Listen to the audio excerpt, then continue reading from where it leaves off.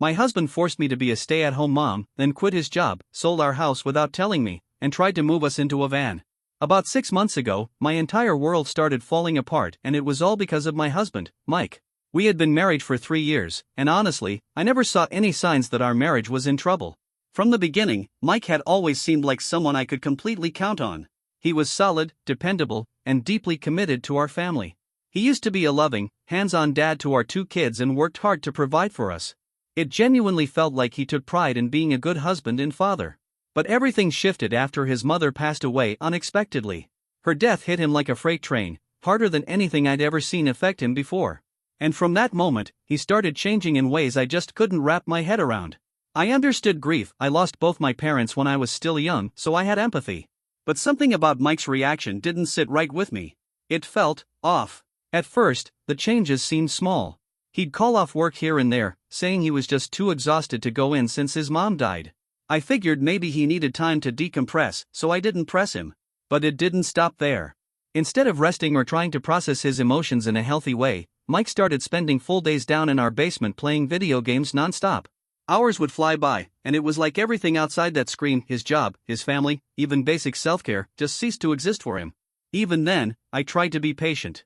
I told myself maybe this was just his way of escaping the pain. But when a few days turned into several weeks of him not showing up to work, I started to panic. We depended on his income. If I had my own job, I might have been able to give him more space to deal with things on his own terms. But I didn't, because he'd wanted it that way. Early in our marriage, when we were getting ready to have our first child, Mike was the one who pushed hard for me to become a full-time stay-at-home mom. He'd insisted that our children deserved to have their mother present every day. And I agreed, thinking I was making a loving, mutual choice for our growing family. At the time, it made sense. Mike had a steady, well-paying job, and we'd managed to save up a decent cushion. But now, with him avoiding work completely and me having no source of income, our situation felt like a ticking time bomb. Every day he missed work sent my anxiety through the roof.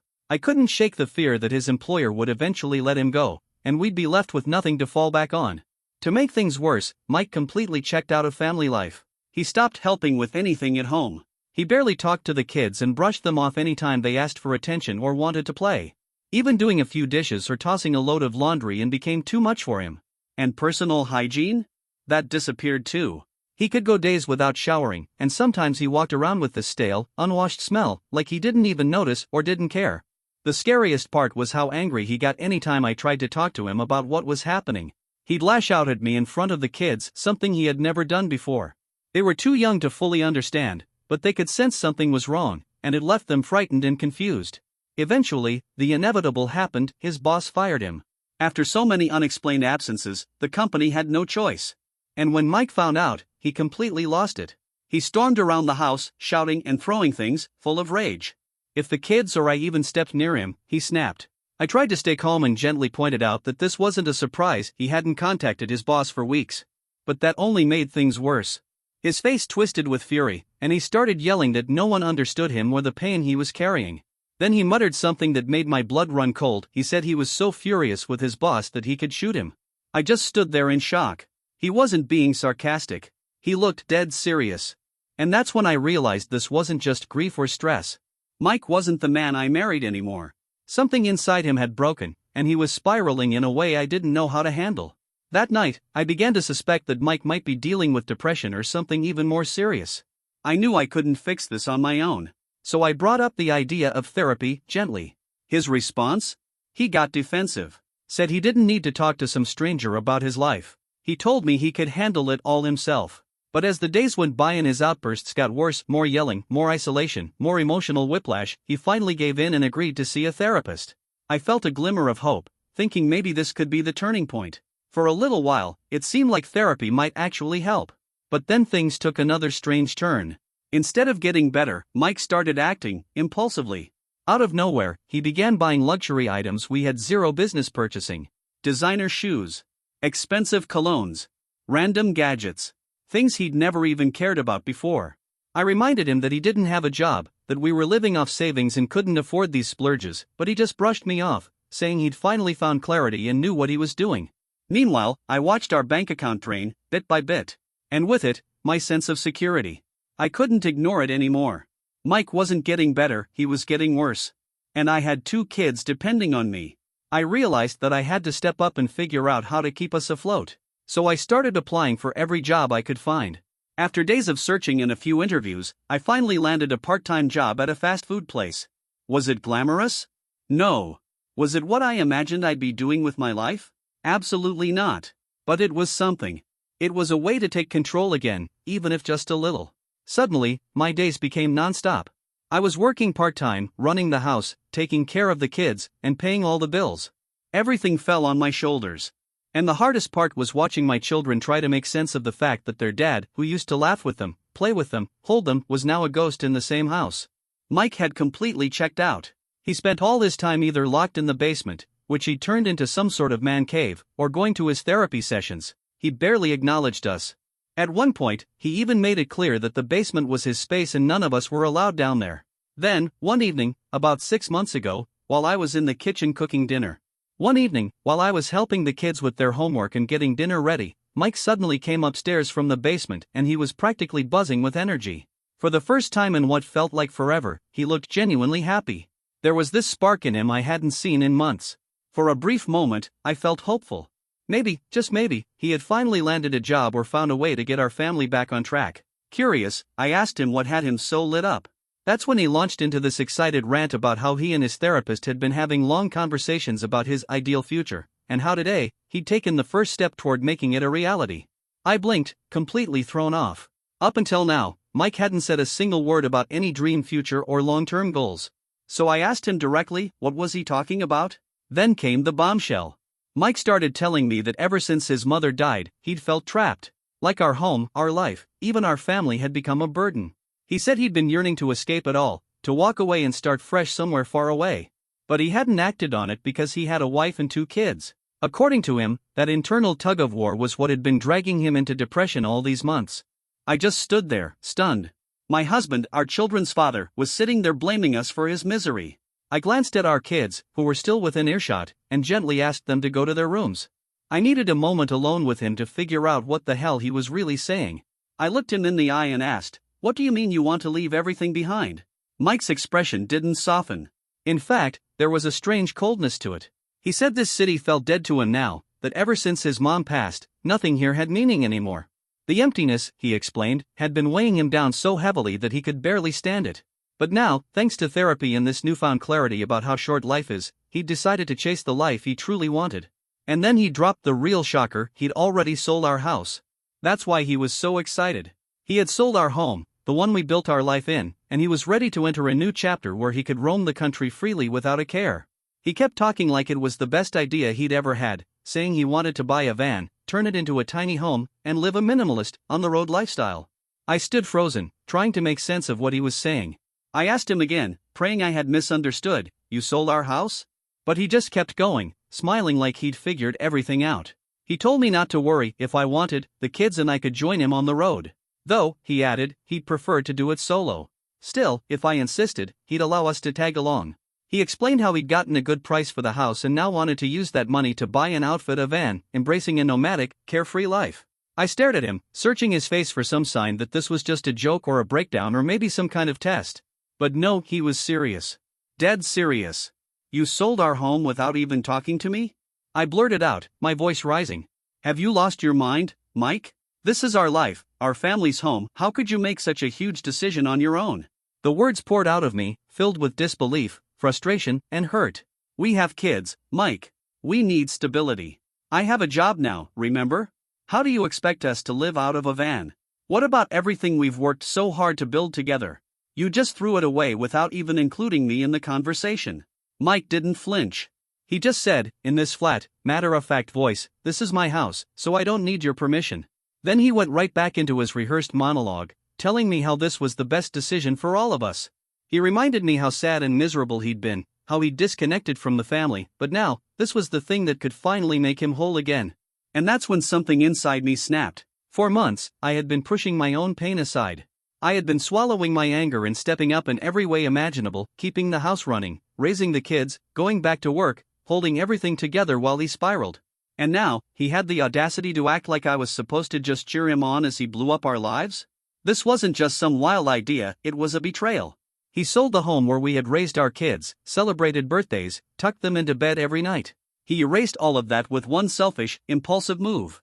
And what did he expect me to do now? I asked him that directly. Where are we supposed to go? His response? That's up to you. He told me that if I wanted to join him, we'd use the house money to get the van and hit the road together. But if not, maybe I could stay with a friend until I figured something out.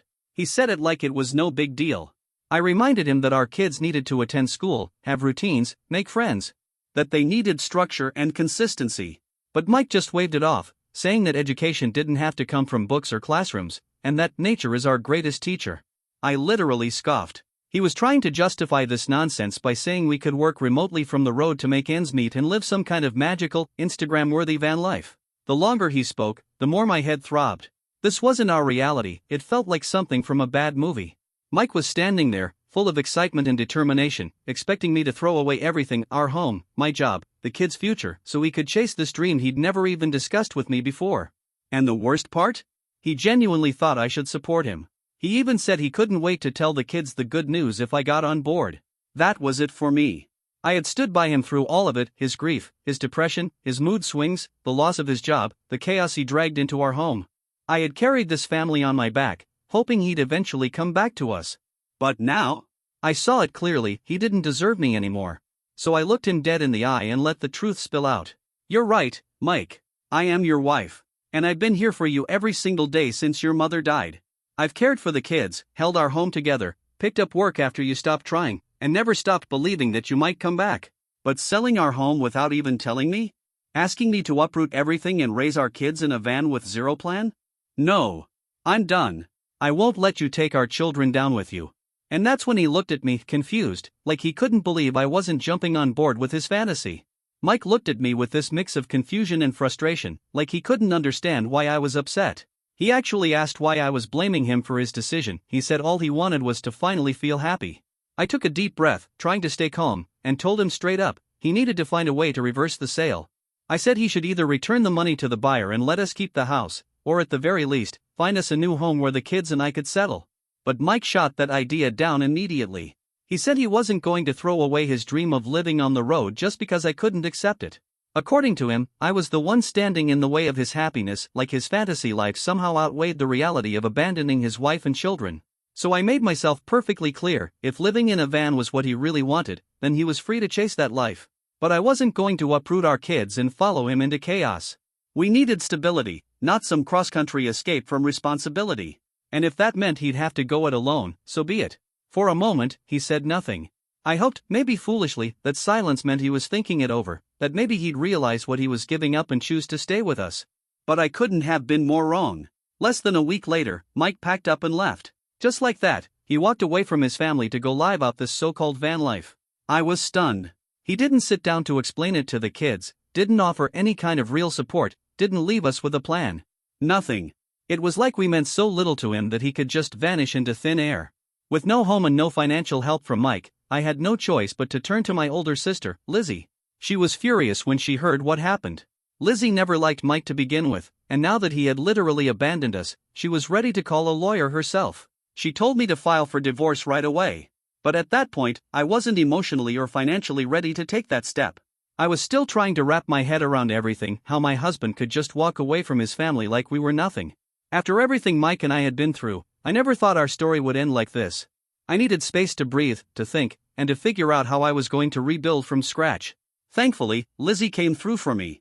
She helped me land a better job working as an assistant at her friend's boutique. It was a major upgrade from the fast food job I had before.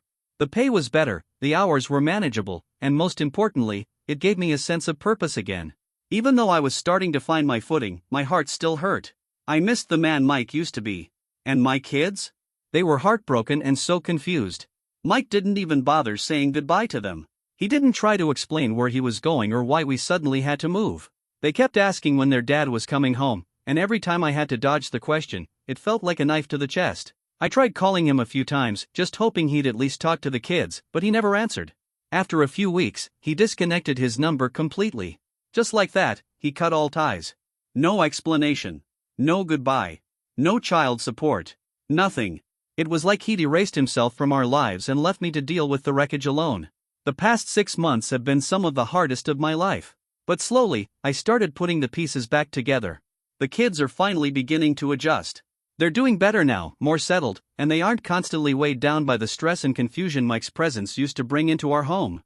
It's a relief watching them laugh again, seeing peace return to their faces. As for me, I've come to accept that the life I had with Mike is over. I've spoken with a lawyer and started the process of filing for divorce. The only issue now is that I don't even know where he is. He vanished without a trace. None of his friends or family have any idea where he went or what he's been doing. I thought about hiring a private investigator, but honestly, I couldn't justify spending another cent on that man. After all he put us through, he didn't deserve another ounce of my time or energy. And then out of the blue, he called. Yesterday, I got a call from an unfamiliar number. I almost ignored it, but something told me to pick up. When I answered and heard his voice, I nearly dropped the phone. It was Mike. After all this time, he was suddenly reaching out. He sounded awkward and unsure at first, asking how the kids and I were doing. I answered him flatly, saying we were doing just fine without him. As he kept asking more questions about our lives, I cut in. I told him it was actually convenient he had called, because I needed to serve him divorce papers. There was a long pause. When he finally spoke, his voice was shaky. He said he hadn't expected me to just hit him with divorce talk like that. I actually laughed out loud. Seriously? After disappearing for 6 months without a word, he was acting like this was coming out of nowhere? Then he started pleading. He said he didn't want a divorce. That he knew he'd made a selfish choice by leaving, but he'd changed. That life on the road wasn't everything he'd imagined it would be. He missed us. He missed being part of the family. And now, he wanted to come home. He asked for a second chance. I told him no. After everything he put us through, abandoning his kids, throwing away our home, cutting us off like we didn't matter, he thought he could just come back and pick up where we left off? I told him I didn't want him back. Not now. Not ever. Me and the kids, we'd moved on. We were doing just fine without him, and we were better off that way. He tried to argue, saying I was being unfair and that he was a new man now. That things could go back to how they were. But I wasn't falling for it. I stood my ground and told him he could take a few days to process everything if he needed to, but it wouldn't change anything. I was filing for divorce, and that decision was final. So now that things didn't pan out with whoever he ran off with, Mike thinks he can just come crawling back to us. And honestly, I don't even care anymore. I'm not interested in digging through the details of where he was or who he was with. At this point, none of that matters. The past is over. Whatever happened, happened. All I care about now is moving forward with clarity, peace, and stability for me and my kids. That's it. I just want a clean break. I want a divorce. Update 2. I finally met with Mike face to face and handed him the divorce papers. He had this ridiculous idea that just showing up would be enough to convince me he'd changed. That somehow, I'd see some new version of him and take him back. He started going on about how he had a steady job now and how he'd been saving money. He said that no matter where he traveled during his journey of self-discovery, he always ended up thinking about me and the kids. He claimed he missed us, that he regretted leaving, and that he wanted to make things right. He even promised to buy a house for us again, saying he'd put my name on the deed this time so I'd feel secure. I just looked at him, silent for a second, and shook my head. None of his words meant anything anymore. I remembered all too well how he sold our home without even telling me, how that betrayal cut deeper than anything he could possibly fix with promises. So I handed him the papers. And when it clicked, when he realized that I wasn't offering him a second chance, but serving him official divorce and child support documents, the look on his face was honestly unforgettable. He looked stunned. Like he couldn't believe I'd actually moved on. He asked me, in this dazed, hurt voice, why I was doing this to him. He kept saying all he wanted was to get the family back together. I made it clear that if he truly wanted to be involved in our children's lives, I wouldn't stand in the way. But as for me, I was done. He wasn't my husband anymore, and I wasn't going to let him drag me back into chaos. I had fought hard to rebuild, and I wasn't about to let him unravel that progress just because he was feeling lonely. Of course, he tried to argue, just like always, but I didn't engage. I turned around and walked away. He wasn't worth the fight anymore. I've heard it all before, the excuses, the tears, the empty promises. I'm done wasting my breath. Since then, Mike has been blowing up my phone. Voicemails, texts, desperate messages asking to meet up again. He's practically begging for another shot. He keeps bringing up how he lost his mom and now he's going to lose me and the kids too. But let's be honest, he was the one who walked away from us. He made those choices. And now, just because he's finally facing the consequences, he wants to act like he's the victim? No. I'm not buying into that guilt trip. Update 3. It's been 7 months since my last update, and I'm sorry for the silence. Life got hectic, but I wanted to share how things have turned out. The divorce is finalized. After a long legal process, the court ordered Mike to pay monthly child support, just like I'd hoped. It was a huge relief. I've been carrying so much on my own for so long, and finally having that financial support lifted a massive weight off my shoulders. The judge also ruled that Mike had to pay back all the overdue support from the time he left, plus a sizable amount of alimony as a direct consequence of abandoning us. We now share custody of the kids. And you know what? I'm okay with that. I want my children to have both parents in their lives, even if we're no longer a couple. They deserve that kind of consistency, and honestly, I think it's good for them. But I've made it crystal clear, if Mike ever disappears on them again, I will fight with everything I have to make sure he never gets another chance. Recently, I moved out of Lizzie's place and into a small apartment with the kids. Lizzie was amazing and would have let us stay longer, no question. But I was starting to feel guilty. We'd leaned on her long enough, and it was time to start fresh on our own. I'll always be grateful for everything she did for us, but this was the right step. These last few months haven't been easy, not by a long shot.